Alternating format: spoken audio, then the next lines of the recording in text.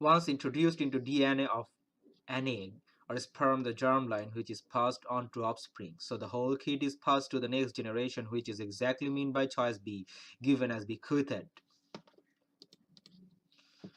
Askance as choice A means disapprovals, and akimbo as choice C means with hands on the hips and elbows turned outward or flung out widely or haphazardly.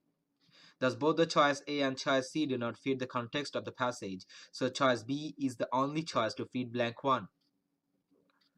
We can predict that any offspring will be altered to match the female, and the change will in time pass to all offsprings, which is meant by progeny as choice F to fit blank 2.